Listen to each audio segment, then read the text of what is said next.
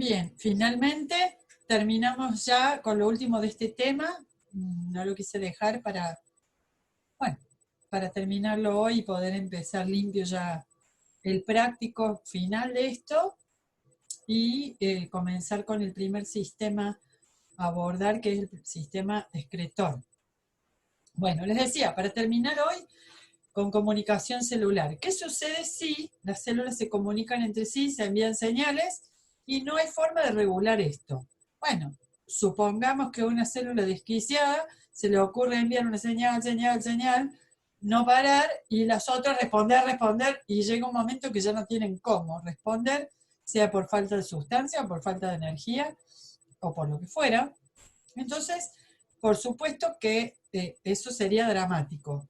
Menos dramático y más real es la necesidad de ajustar las respuestas de manera tal, o sea, las transducciones de manera tal que las señales primarias no sean tantas, o bien que la célula se ponga más refractaria a esta señal, o bien que habiendo señal, poder de alguna forma interferir para que no sea tanto el mensajero secundario interno, etcétera, etcétera.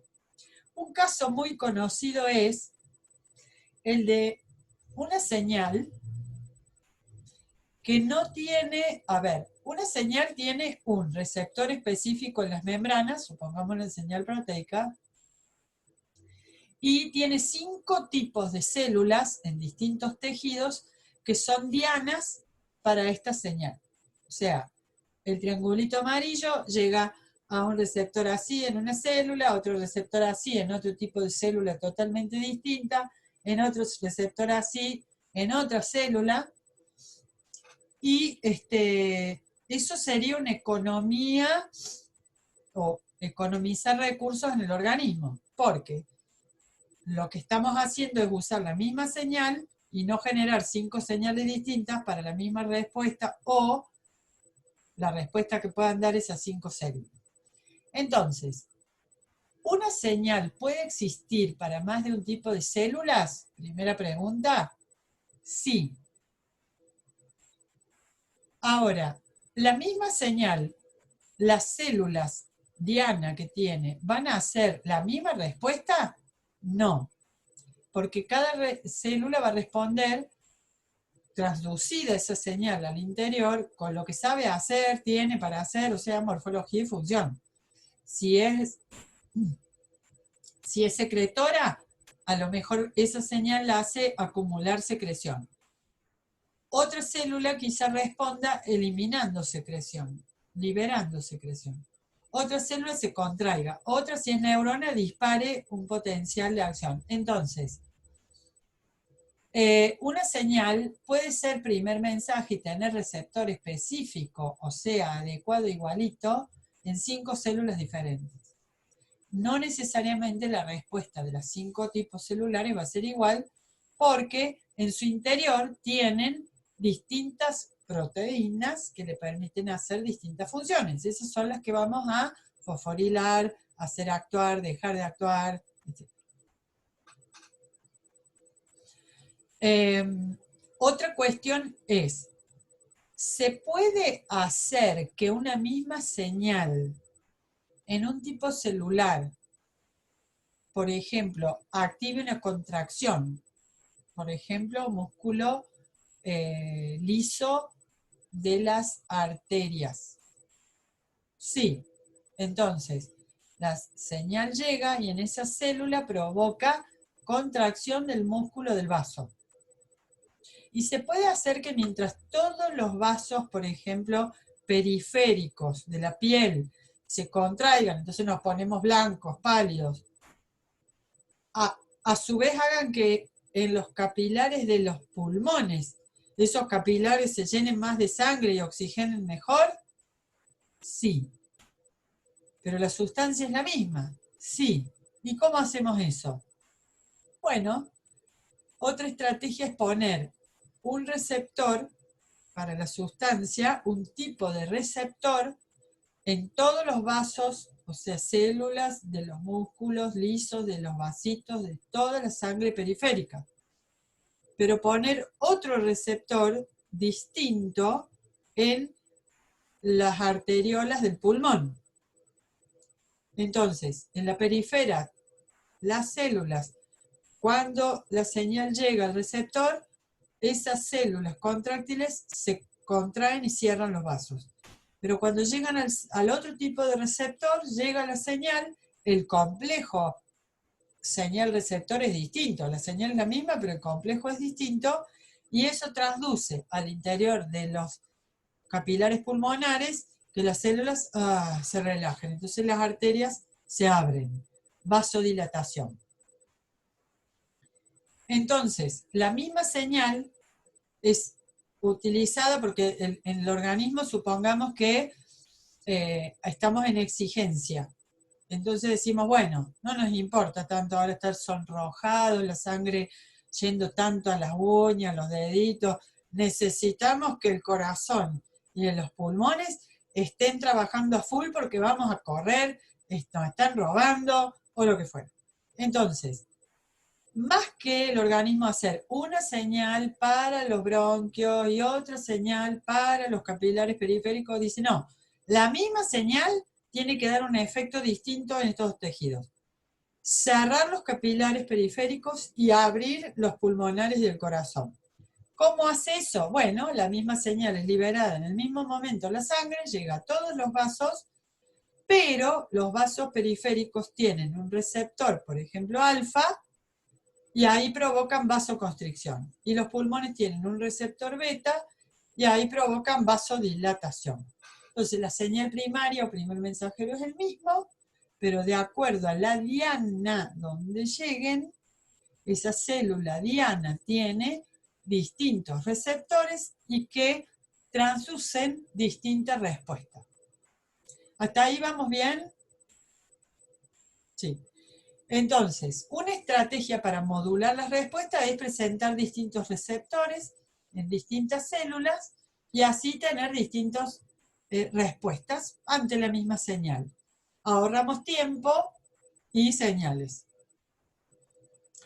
Ese es el caso de la adrenalina, que es una hormona y neurohormona también, que cuando sale a circular, por ejemplo, cuando nos hemos asustado, es una mediadora de la lucha o huida, o sea, de ponernos en atención máxima. Entonces, para que esto sea rápido y efectivo, la adrenalina utiliza receptores alfa y beta en distintos órganos, cerrando y abriendo, por ejemplo, vasos sanguíneos o cerrando y abriendo bronquios. Broncodilatación, broncoconstricción, vasodilatación, vasoconstricción. Entonces, una misma señal, pone Fede, un primer mensaje, puede tener receptores diferentes en diferentes células, y entonces la transducción y la respuesta celular van a ser diferentes. Muy bien. Ante la misma señal, distintos tejidos operan en el mismo momento con diferentes respuestas. Otra es, supongamos una célula infladita de secreciones. Tiene todas las vesículas secretorias así, está llena. Llega, ella es diana de una célula, primer mensaje, que le indican liberar secreción. Entonces la célula empieza a liberar secreción. Satura receptores, complejo ligando receptor, transduce calcio, libera vesícula, calcio, exocitosis, calcio interno, exocitosis. Perfecto. Se le va acabando y resulta que hay otras locas por ahí, tejidos, no sé quiénes son, pero que le mandan señal de liberación. Entonces, estas células se están agotando de liberar secreción. Necesitan tiempo para reponer la secreción, pasar por el Golgi, todo eso, acumularle. Entonces, si nadie, por decirlo así humanamente, la defiende, estas pobres células secretorias, tampoco lo hace el sistema nervioso, se van a tener que defender solas.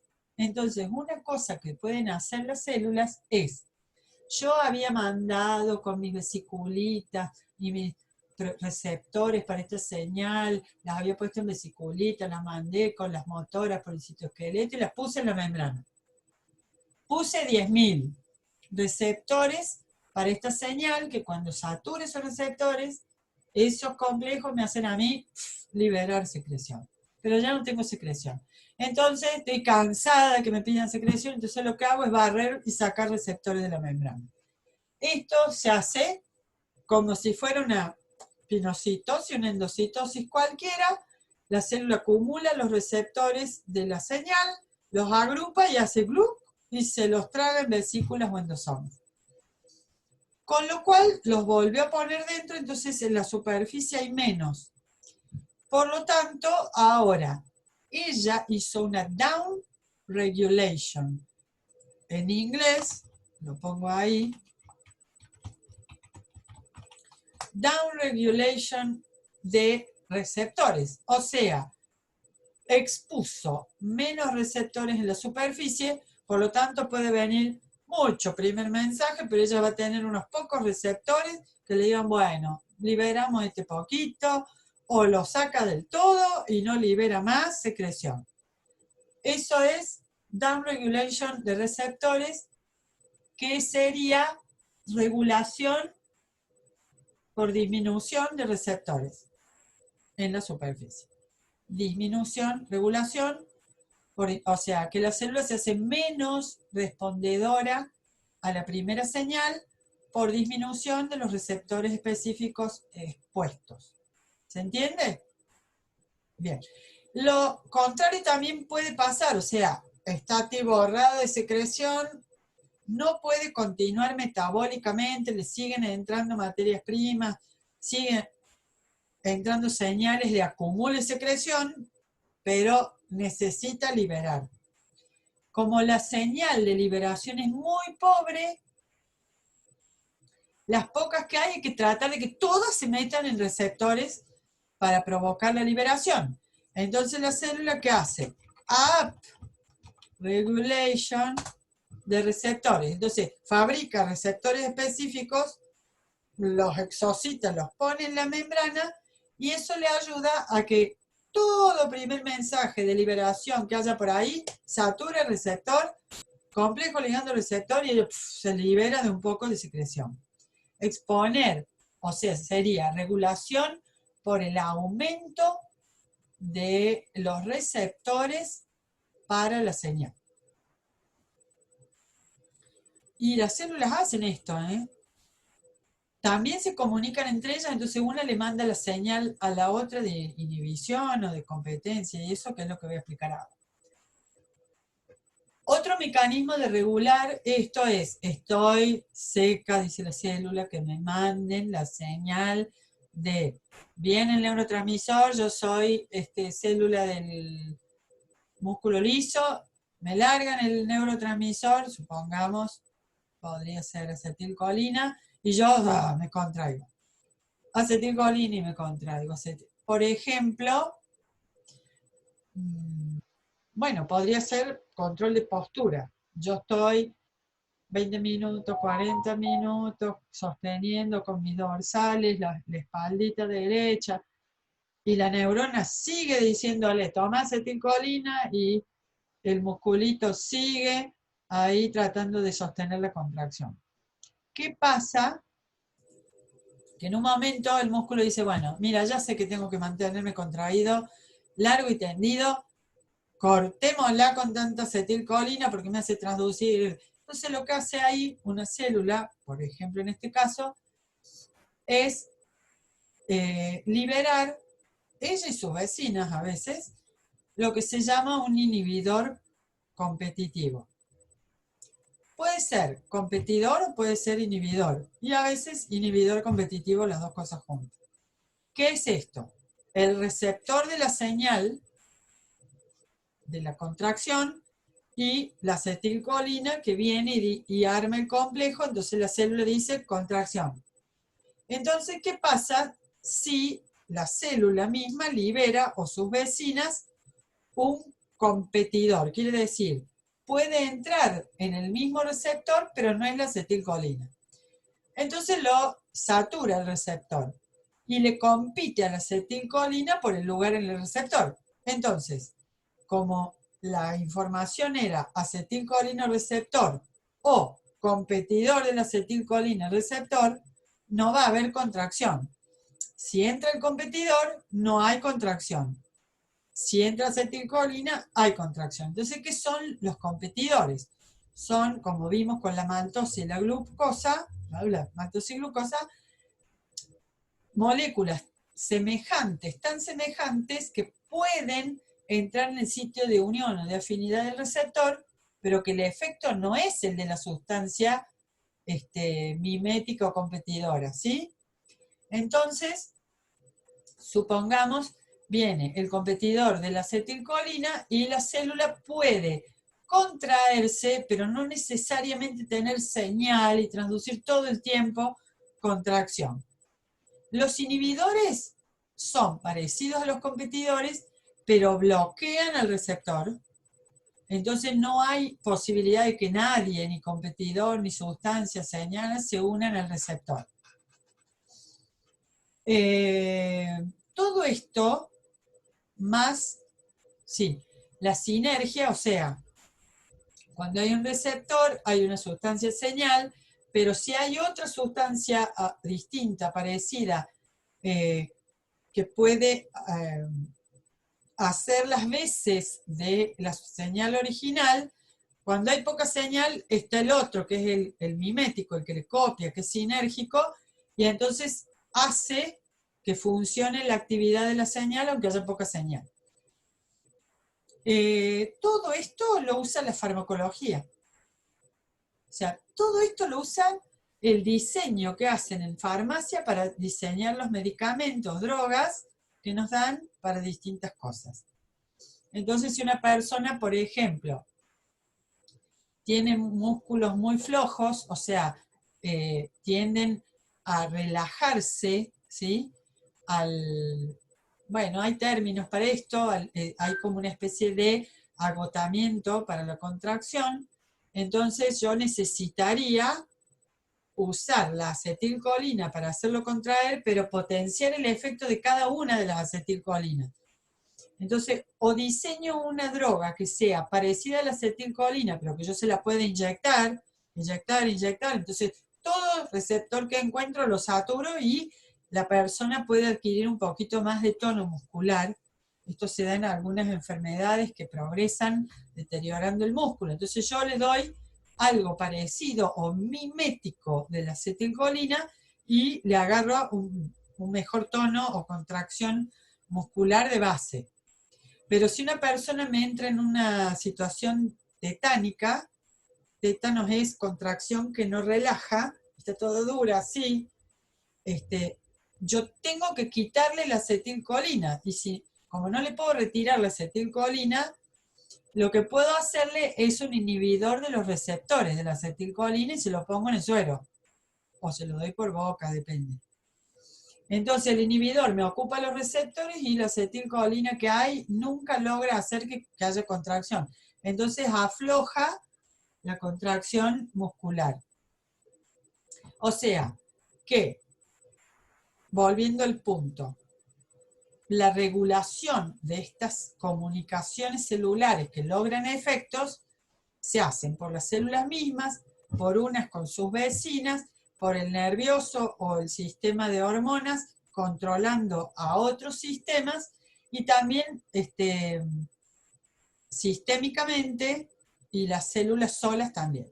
Y eso es lo que ustedes tienen acá, que ahora lo voy a pasar muy rapidito porque ustedes van a tener el libro en la presentación, pero que habla justamente de esto. Por ejemplo, acá tienen cómo es la respuesta de los receptores alfa o beta cuando actúa la epinefrina. Adrenalina es sinónimo de epinefrina y noradrenalina de norepinefrina. Son las catecolaminas, acuérdense, las catecolaminas. Adrenalina, noradrenalina, epinefrina y norepinefrina. Bueno, o sea, epinefrina o adrenalina. ¿Cómo responden la misma señal, adrenalina amarillita, llegando a dos vasos diferentes?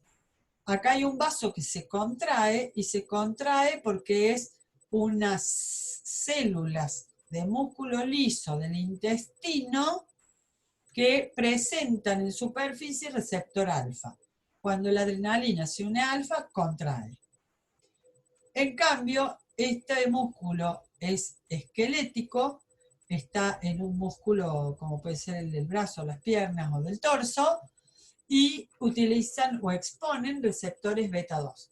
La adrenalina para estos músculos dilata, o sea, que en este caso, adrenalina está priorizando el movimiento voluntario y bajando la actividad digestiva, lo cual es muy lógico.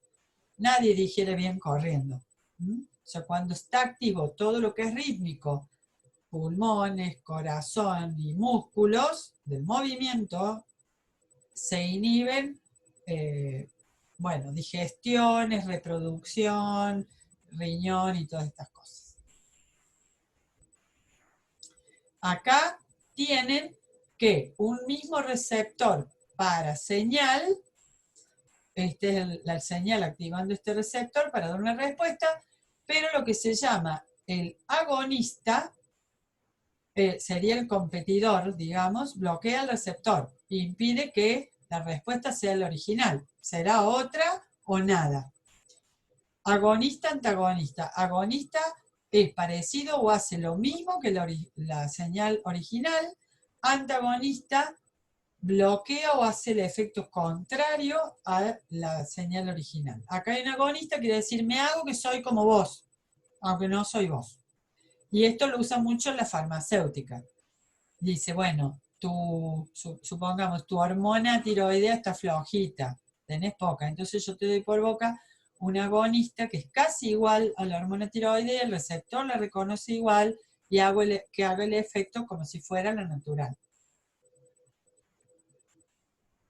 En cambio, el antagonista me tapa el sitio de unión en el receptor y no puedo hacer ninguna respuesta, ni con el original, ni con un mimético, ni con un agonista, nada. Está tapado. Se inactivó la vía.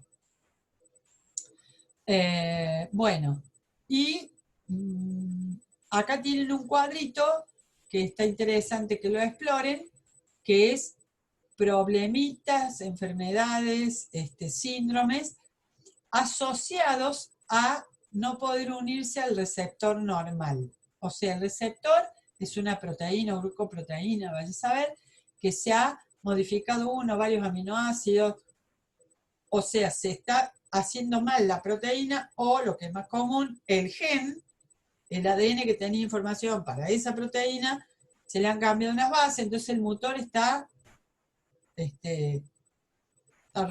roto, está disfuncional. Entonces, si yo, por ejemplo, busquemos uno que puedan entender ahora, a ver, bueno, estamos complicados. Pero de la toxina colérica. O el cólera. Mira, ese está bueno. Convengamos que la toxina colérica no es una molécula nuestra, o sea, ahí viene la bacteria, el vibrión del cólera, nos infecta, está en nuestro organismo y por solo estar comiendo de nuestro medio interno y nuestro intestino, elabora toxinas. O sea, una sustancia que ahora sería la amarillita nuestra. Esa toxina, ¿a dónde va? Va y bloquea la actividad que empujan las proteínas G, que en realidad están en las células intestinales nuestras. O sea, la célula intestinal nuestra está absorbiendo nutrientes. Ahí afuera, en la luz del intestino, está el vibrión del cólera. Tira toxina. La célula recibe la toxina y en membrana, al tomarla en un receptor, bloquea todo lo que la proteína G interna de nuestra célula intestinal quiere hacer, que es activar a una enzima que es la adenosiclasa. Pero en realidad lo que hace acá es, la deja haciendo que todas las adenosiclasas sigan. Entonces, todas las células intestinales, AMP cíclico interno. Y el AMP cíclico, como mediador interno, lo que hacía era fosforilar proteínas que hacían que se secreten iones a la luz y que salgan con el agua de las heces. Como acá es excesivo, excesivo el AMP cíclico, es excesivo, excesivo los iones que salen al agua intestinal, o sea, lo que va a ser la caca. Y entonces, lo que iban a ser las heces duras, ahora son heces en agua, agua, agua con iones, agua, agua con iones, porque el agua sigue a los iones, acuérdense. Y entonces diarrea, diarrea, diarrea, diarrea. Con lo cual, la persona, por culpa de que la toxina colérica se puede encajar en un receptor de membrana de nuestro intestino, nos deshidratamos y vamos en agua y se puede morir uno perfectamente de cólera, porque provoca un desequilibrio complejísimo de falta de agua que no la podemos retener, ni dándole sales le podemos retener el agua y la pierde. Entonces, bueno, suero, suero, suero, suero, y sale, sale, sale para que retenga el agua. Y a veces logramos tener éxito, la mayoría de las veces, por suerte, ahora. Bueno, otro que podemos ver es, acá en la tiroides, ¿se acuerdan que hay como una mariposa, que es el tiroides, que es la glándula tiroides, y que en la parte de atrás tiene 4 nódulos que son la paratiroides? Bueno, la glándula paratiroides tiene una importante función, que es la de, cuando nos falta calcio, tomarlo de fuera y retener que no se nos vaya a orina. Y lo hace haciendo que de la dieta el intestino tome todo el calcio y lo bombea al interior. O sea, alimentos. Lo hace diciéndole al riñón, no me tires calcio a la orina, y le dice al intestino, no me liberes calcio a las heces. O sea, la hormona paratiroidea hace que todo el calcio quede en nosotros. Ahora, si estas células de la paratiroides se vuelve el receptor insensible al calcio en el plasma, ¿sí? Y el calcio aumenta, aumenta, y las células de la paratiroides están así porque el receptor ni acusa el calcio, entonces baja la hormona. ¿Y qué ocurre? La hipercalcemia. Calcio, calcio, calcio, raro, pero puede ocurrir. Y entonces, bueno, acá en la paratiroides hay que ir a ver, atacar la glándula y obviamente hacer ingestiones y cosas que con fosfato y demás que desplacen el calcio para eliminarlo del cuerpo.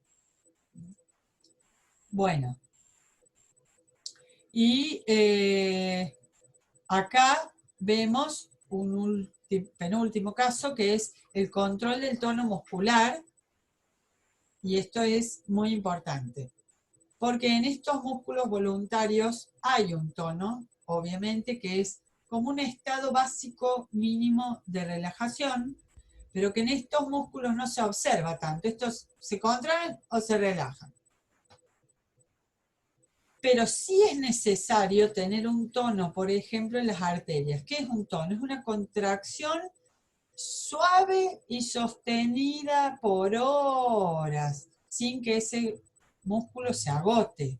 Entonces el tono es muy importante, ¿dónde? Arterias grandes, por ejemplo.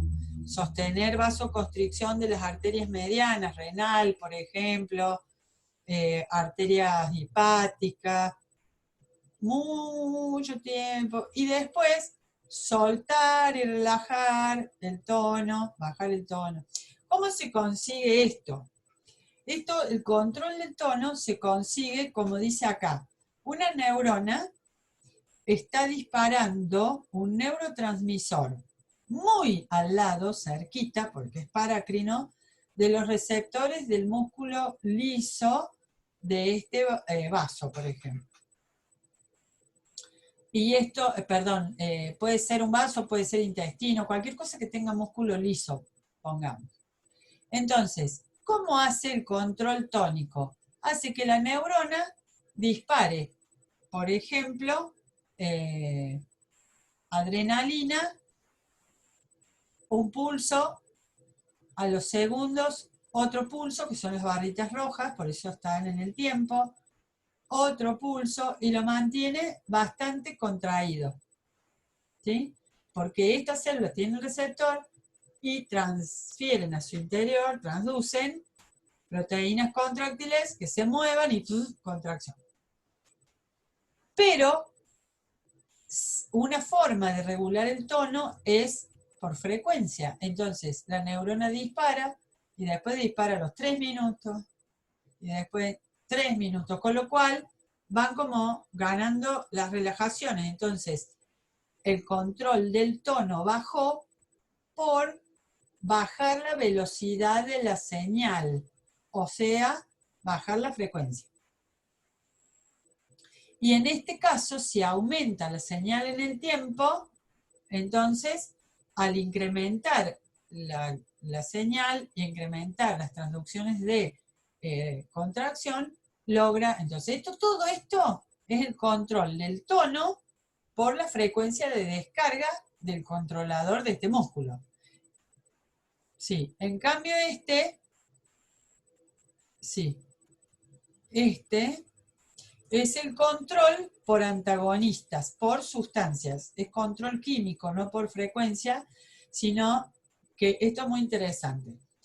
En el corazón, la parte en el corazón nosotros necesitamos que el simpático del nervioso descargue. Cuando el simpático del nervioso descarga, el corazón activa, igual que el respiratorio. Y el parasimpático, en el rítmico, o sea, en el corazón y respiración, baja y deprime. Entonces, está bastante conocido que el simpático descarga mucho en la parte ventrículos, porque al acelerar ventrículos sabemos que aceleramos todo el ciclo. Y en cambio, el parasimpático prefiere descargar más en las aurículas y en el septum entre aurículo y ventrículo, porque de esa manera bajan los nodos y entonces baja todo el ciclo.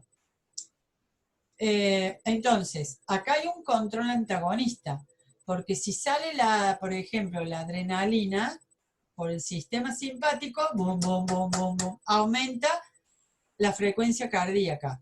En cambio, si descargan las neuronas parasimpáticas la acetilcolina, boom, boom, lo inhiben, disminuyen la frecuencia cardíaca.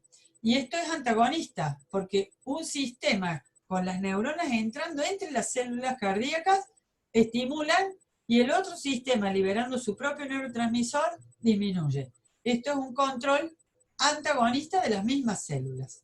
¿Sí? Bueno, esto que queda es muy fácil, así que lo digo muy rápido. En realidad, ¿qué son los reflejos?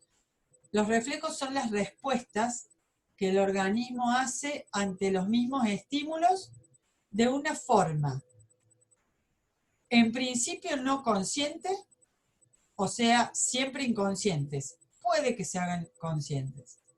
Repetitivas, predecibles, automáticas. A ver, vamos a mirarnos un poco.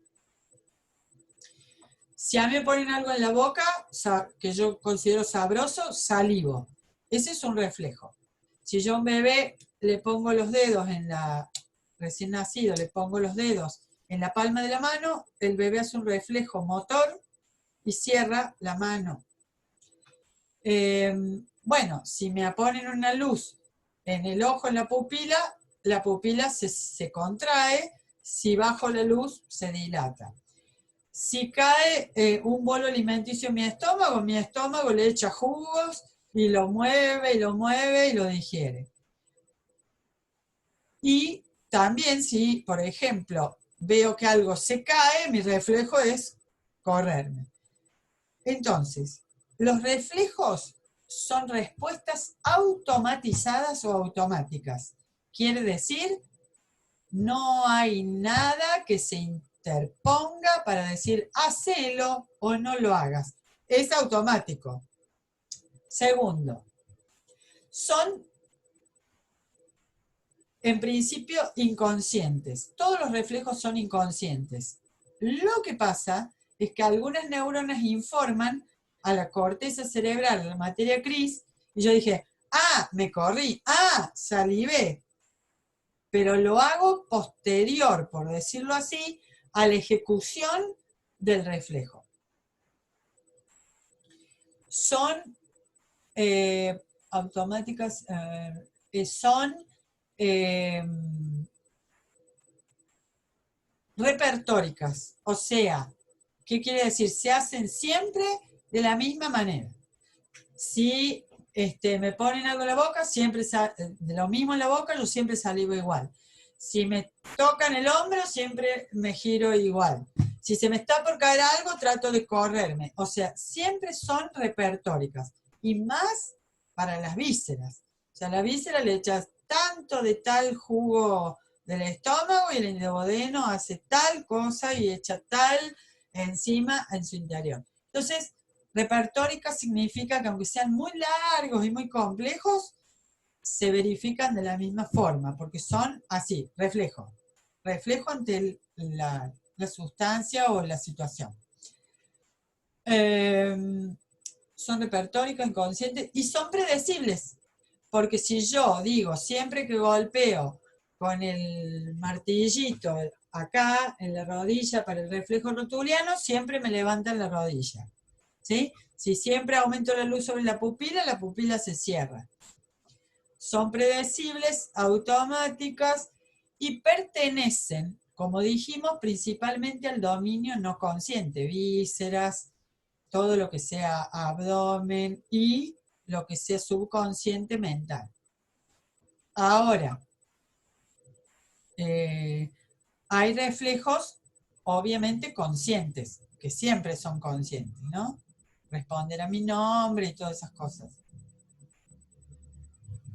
Bueno, a su vez, hay reflejos que ni me entero porque son locales.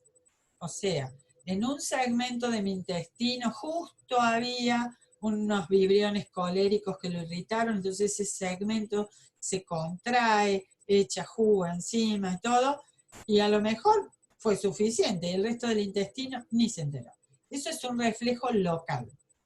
Otro reflejo local es lo que puede hacer, por ejemplo, de mis salivales frente a un contenido en la boca. Es un reflejo local. Pero hay reflejos que son más sistémicos. Si a mí me baja la osmolaridad del medio interno, casi me suicidan varios. Si se me baja toda la osmolaridad del medio interno, yo estoy perdiendo solutos. Entonces, va a haber una respuesta de mi hipotálamo y bla, bla, bla, bla, bla, bla, para que muchos sistemas se pongan a ahorrar agua. Y esos son los reflejos que ya no son locales, sino sistémicos. Y eso lo tienen todo acá para verlo, reflejos largos, sistémicos o cortos, vías o asas cortas o largas, y lo van a entender perfectamente. Y hay combinados entre los largos del endocrino o las hormonas y los cortitos de los que son nerviosos. Y ahí tienen